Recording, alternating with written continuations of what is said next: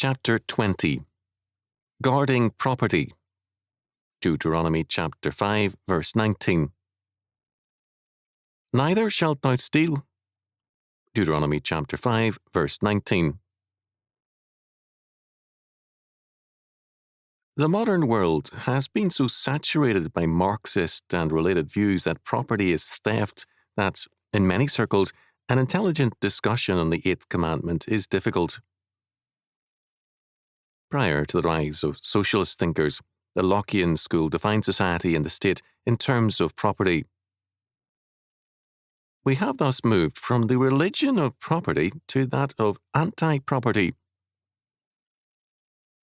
When man departs from the God of Scripture and his law word, his life and thinking become eccentric.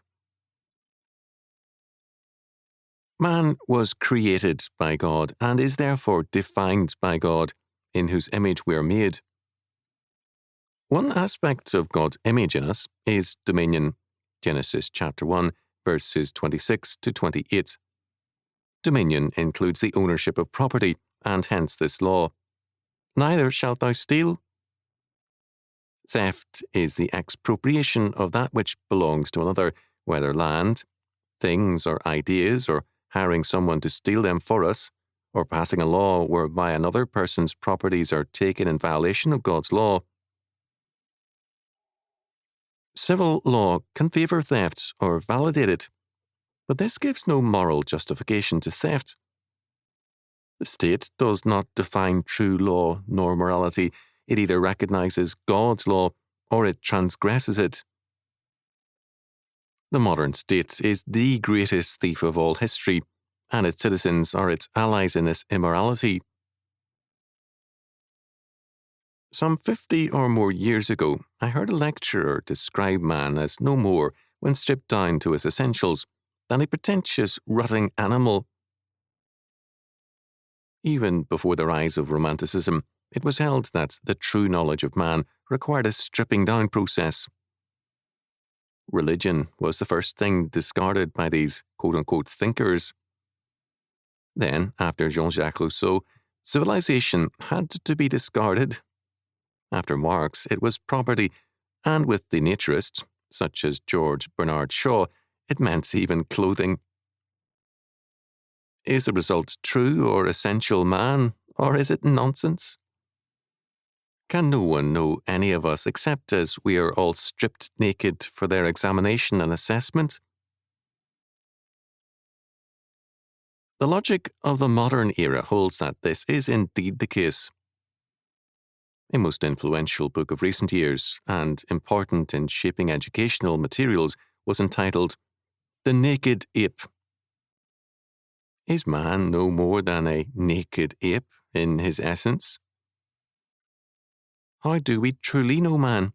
By stripping all men naked, or by holding him as a creature made by God in his own image, in knowledge, holiness, righteousness or justice, and dominion?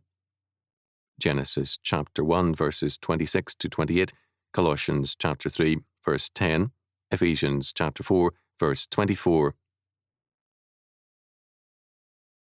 The humanistic definition has led to stripping man of biblical faith. The Bible is banned in our schools, and it cannot be cited in American courts of law.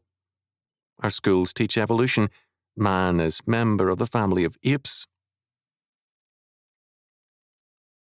Having legally stripped civil institutions of any connection with the God of Scripture, the humanists are now stripping man of other privileges given him by biblical faith and law. One of these is property. A man is more than his own person, and a Christian man especially so. A man is a network of loyalties, allegiances, duties, and associations. He is never alone. Man in isolation is a figment of academic fantasies. Man is at all times in a context. Robinson Crusoe on a desert island quickly re-established the context out of which he had come. He reproduced a society, even in his solitary life, and then he fitted the native Friday into it. One part of man's context is his property. There is a difference between a homeless alcoholic man on the streets and a farmer with 200 acres and grapes and peaches. The farmer, by hard work and thrift, has extended the scope of his God-given image by exercising a productive dominion over the land. His work both feeds and enriches others. His property is an expression of his character, thrift, and work. It is thus an attribute of his being that he is able to gain property and make it productive. The alcoholic street dweller is lacking in any godly exercise of dominion. The presence and absence of property helps define these two men. The fact of property is not incidental to the life of the farmer. All stripped-down definitions of men are wrong, and much of our present political and social problems begin with false definitions of man. The primary dictionary definition of property is that which is proper to anything or is expressive of its essence or being. We now limit this definition to philosophy, but is this valid? Property, in this sense, is that which is intrinsic to a person. Property, in the sense of lands or buildings, is held to be extrinsic to a person, not essential to his being.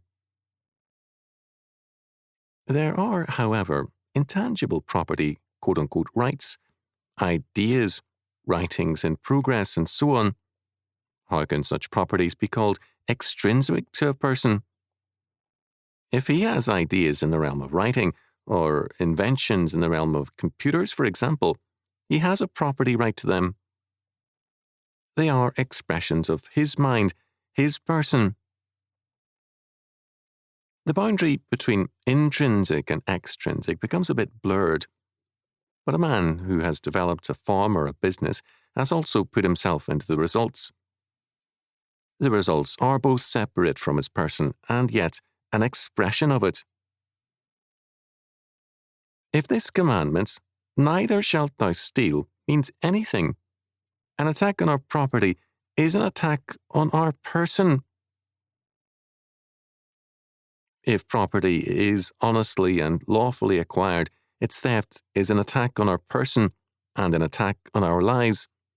It is thereby related to murder. The stripped-down doctrine of man has led to the legalization of theft by the state.